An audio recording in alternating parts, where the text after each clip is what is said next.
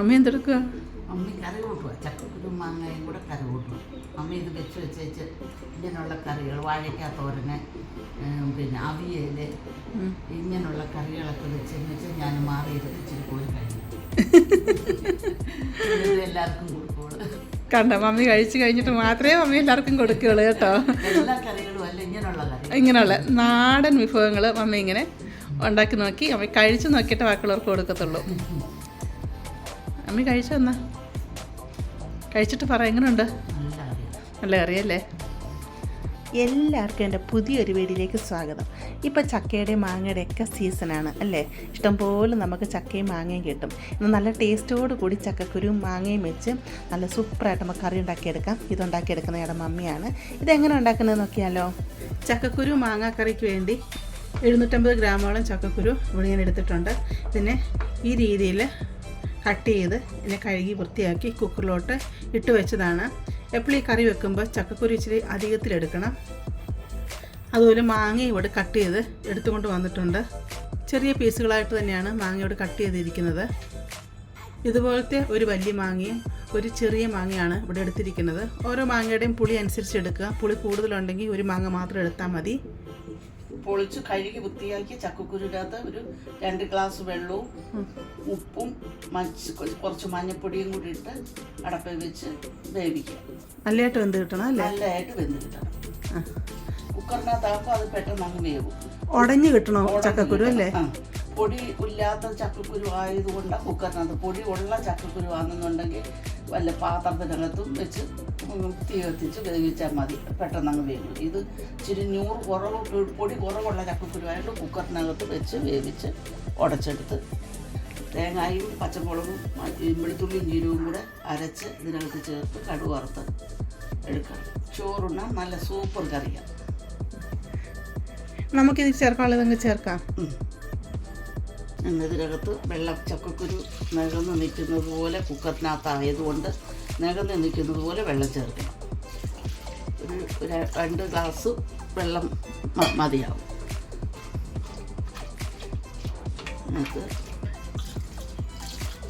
ഇനി ഇതിനകത്ത് നമുക്ക് ആവശ്യത്തിന് ഉപ്പ് ചേർക്കാം.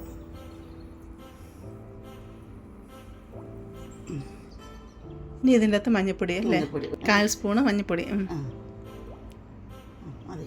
എന്നിട്ട് അതൊന്ന് ഇളക്കി മിക്സ് ചെയ്ത് ഇതിൻ്റെ കൂടെ മാങ്ങായും കൂടി ഇടുന്നുണ്ട്. മാങ്ങായും ചക്കക്കുരും കൂടി ഒരുമിച്ചാണ് വേവിച്ചെടുക്കേണ്ടത്. മാങ്ങയും ചക്കക്കുരു നല്ലതായിട്ട് വെന്ത് ഉടഞ്ഞ് കിട്ടണം അല്ലേ അമ്മി? അതെ അതെ. ഇനി നമുക്കിത് അടച്ചു വെച്ച് നല്ലതായിട്ട് വേവിച്ചെടുക്കാം.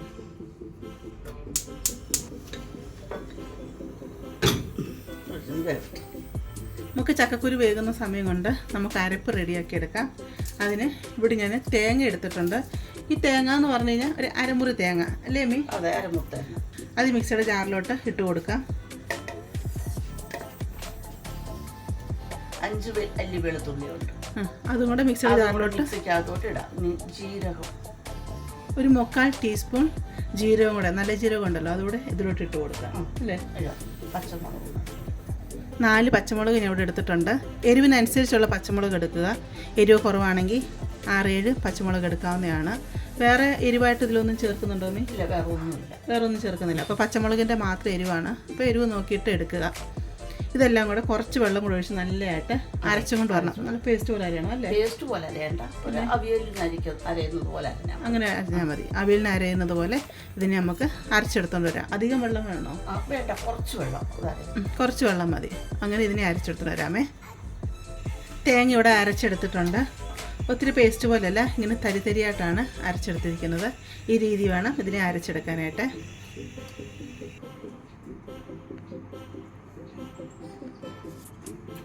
അമ്മ എന്ത് കഴിക്കുന്നേ? ഉപ്പും മാങ്ങായും മുളകും കൂടെ, മാങ്ങായ്ക്കും ഉപ്പും മുളകും കൂടെ ചേർത്ത് പച്ചമാങ്ങ കടുകൂടാത്തില്ല. പുളിക്കുന്നില്ലേ അമ്മയ്ക്ക്? ഇതിപ്പോൾ നല്ലൊരു ഹോബിയായി വീട്ടിൽ വെച്ച് ഒത്തിരി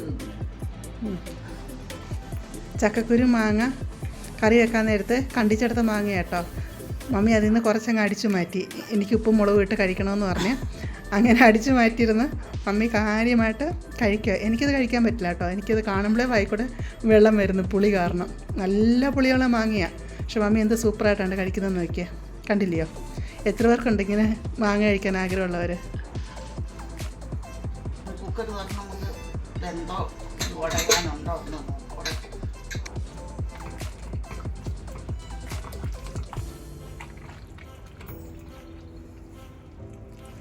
ഉടഞ്ഞിട്ടുണ്ടോ മമ്മി? ഉടയ്ക്കുന്നത് തടിത്തവി വല്ലതും വേണോ? തടുത്തവി എടുക്കാവോ? നല്ലതായിട്ട് ഇതങ്ങ് ഉടച്ചെടുക്കണം. അന്നേരം അതിൻ്റെ ടേസ്റ്റ് ഇറങ്ങുന്നല്ലേ? കൊഴുപ്പും കിട്ടും. ഞാൻ ചക്കക്കുരു മാങ്ങ വെച്ച് ഇതുപോലെ കറി വെച്ചിരുന്നു. പക്ഷെ ചക്കക്കുരു കുറച്ചേ ഇട്ടുള്ളൂ. പക്ഷെ കറി വന്നപ്പോൾ ആ ഒരു ടേസ്റ്റില്ല. പക്ഷെ നാട്ടിൽ വന്നു കഴിഞ്ഞപ്പോൾ മമ്മി വെച്ച് തന്നില്ലേ, വെച്ച് നിന്ന് കഴിച്ചപ്പോഴത്തെ ഭയങ്കര ടേസ്റ്റ്. അതുകൊണ്ട് കൊച്ചുങ്ങളാണേലും ആ കറി ഭയങ്കരമായിട്ട് ഇഷ്ടപ്പെട്ടല്ലേ. പിള്ളേരാണെങ്കിലും സാധാരണ ഇങ്ങനെയുള്ള കറി കഴിക്കുന്നതല്ല. അവർക്കത് ഒത്തിരി ഇഷ്ടപ്പെട്ടു, അവരത് കഴിച്ചു. അന്നേ ഞാൻ ചിന്തിച്ചാണ് ഇവിടെ വന്നു കഴിയുമ്പോൾ മമ്മിയും കൊണ്ട് ഒരു കറി ഉണ്ടാക്കിയിട്ട് അതെൻ്റെ പ്രേക്ഷകർക്കും കാണിച്ചു കൊടുക്കണമെന്ന്. 5-6 വിസിൽ വരുത്തിച്ചെടുത്തായിരുന്നു കുക്കറിൽ. ഇപ്പോൾ 2 വിസിലോടെ വരുത്തിച്ചെടുത്തിരുന്നെങ്കിൽ നല്ലതായിട്ട് അങ്ങോട്ട് കിട്ടിയേ രമി. ചക്കക്കുരു 100 ചക്കക്കുരുവായിട്ട് 100 എന്ന് പറഞ്ഞാൽ പൊടിഞ്ഞു വരുന്നത്. ചക്ക തോരൻ വെക്കുന്ന രീതിയിലുള്ള ചക്കക്കുരു കിട്ടണം.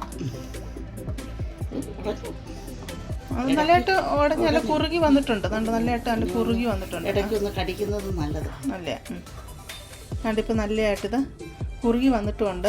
അതുപോലെ നല്ലതായിട്ടിത് ഉടഞ്ഞു വന്നിട്ടുണ്ട്. ഇത്ര ഉടഞ്ഞു വന്നാൽ മതി കേട്ടോ. ഇടയ്ക്ക് ഒന്ന് കടിച്ച് തിന്നുന്നത് നല്ലതാണ്. അരച്ച് വെച്ചിരിക്കുന്ന അരപ്പ് ഇതിനകത്തോട്ട് ഇടാം ചേർത്ത്. അരപ്പയിലോട്ടിടുവാണേ. അരിച്ച് വെള്ളം കുറുകി അരപ്പ് ചേർത്ത് കൊടുത്തിരുന്നു. ഇപ്പോൾ മിക്സി കഴുകിയ വെള്ളം കൂടെ ഇതിലോട്ട് അങ്ങ് ഒഴിച്ചു കൊടുക്കുകയാണ്. നമുക്ക് എത്ര ലൂസ് വേണോ അതനുസരിച്ച് നമുക്ക് വെള്ളം ഒഴിച്ചു കൊടുക്കാം. കുറുകി വരും, ഇരുന്ന് കുറുകി വരും. പിന്നെ ഒത്തിരി അങ്ങ് ലൂസായി പോവുകയും ചെയ്യരുതെന്ന് തോന്നിക്കറിയാം അല്ലേ? കുറച്ച് തിക്കായിട്ടിരിക്കണം. ഇപ്പം നോക്കിയിട്ട് ഇപ്പോൾ ഇത് കറക്റ്റ് പരുവാണ്. പക്ഷെ ശകലം വെള്ളം ഒഴിക്കണം. തണുക്കുമ്പോൾ ഇച്ചിരി കുറുകത്തില്ലേ? ശകല വെള്ളം കൂടെ ഇതിലോട്ട് അങ്ങ് ഒഴിച്ചു കൊടുക്കുകയാണേ.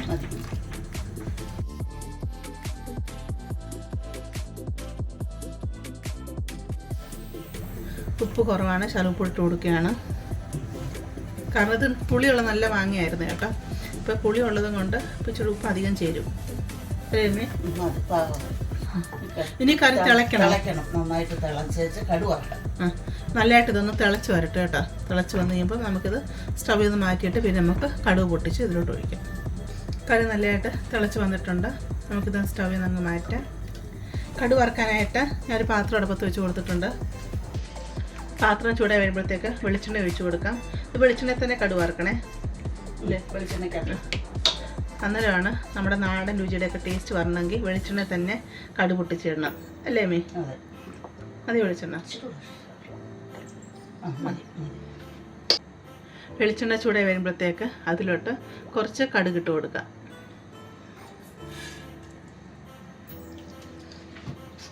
കടുക് പൊട്ടി വരുന്നുണ്ട്. ഇതിലോട്ട് കൊച്ചുള്ളി ഇട്ട് കൊടുക്കാം. 3-4 പച്ചമുളക് കൂടി ഇട്ട് കൊടുക്കാം. ഇതിലോട്ട് കുറച്ച് കറിവേപ്പിലയും കൂടെ അങ്ങിട്ട് കൊടുക്കാം. ചക്കക്കുരു മാങ്ങായും ഒക്കെ ഉള്ള സമയമാണ്. ഇതെല്ലാവരും വെക്കണം. വെച്ച് കഴിച്ചേച്ച് ഇതിൻ്റെ അഭിപ്രായം പറയണം. അഭിപ്രായവും ഇടണം, കമൻറ്റ് ചെയ്യണം. അതിൽ ഇഷ്ടപ്പെടുവാണെങ്കിൽ സബ്സ്ക്രൈബ് ചെയ്യണം, ലൈക്ക് ചെയ്യണം, സപ്പോർട്ട് ചെയ്യണം. പണ്ടത്തെ അമ്മമാരൊക്കെ ചോറിൻ്റെ കറികളാണ്. ഇപ്പോഴല്ലയോ ആധുനികമായ നിലയിലുള്ള കറികളൊക്കെ കൂടുതലായി. പണ്ടൊക്കെ ഇങ്ങനെയൊക്കെയുള്ള കറികളും കൂട്ടിയ അമ്മമാർ കുടുംബം മക്കളെ വളർത്തിയത്. നല്ല ഫ്രൈ ആയി വന്നിട്ടുണ്ട്.